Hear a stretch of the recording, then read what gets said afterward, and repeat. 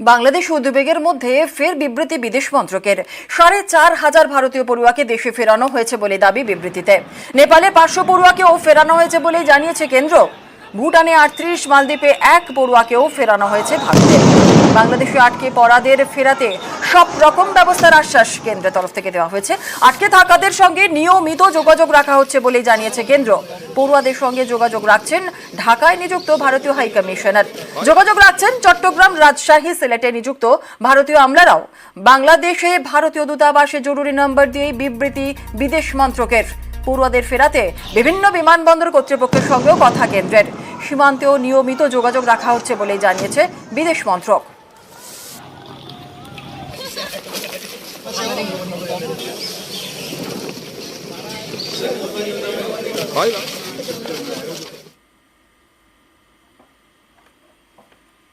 একুশের মঞ্চ থেকেই বাংলাদেশের পরিস্থিতি নিয়েও বার্তা মমতার।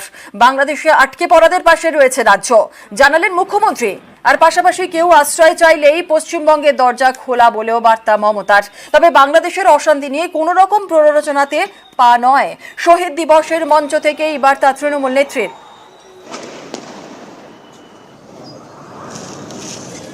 বাংলাদেশে নিয়ে যদি আপনাদের কোনো পরিবার থাকে, পরিজন থাকে, যদি কোনো সহযোগিতার দরকার হয়, আমি বাংলাদেশ নিয়ে কোনো কথা বলতে পারি না।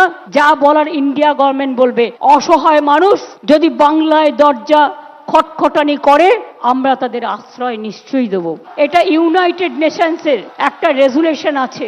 বাংলাদেশ নিয়ে আমরা যেন কোনো প্ররোচনাতে না যাই, আমরা যেন কোনো উত্তেজনাতে না যাই।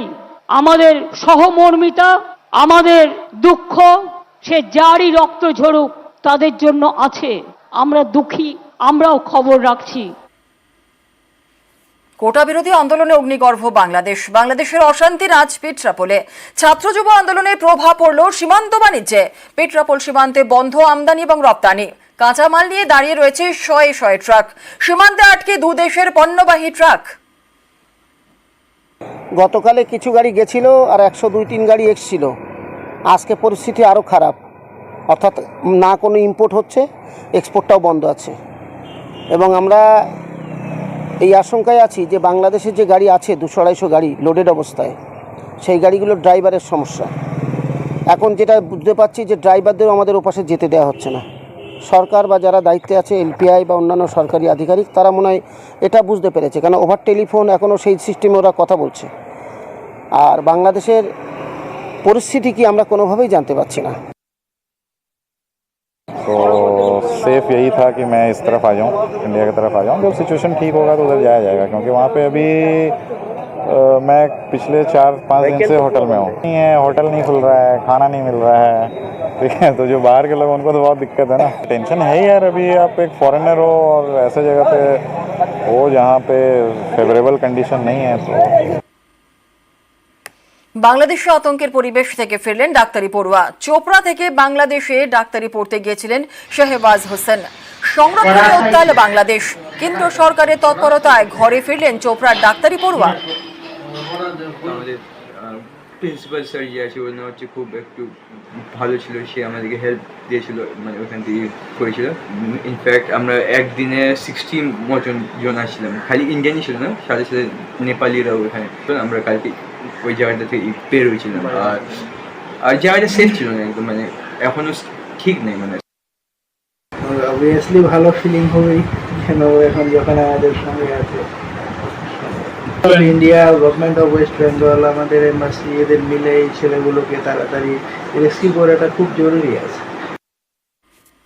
এদিকে বাংলাদেশে পড়তে গিয়ে বিপাকে হরিহরপাড়ার পড়ুয়া।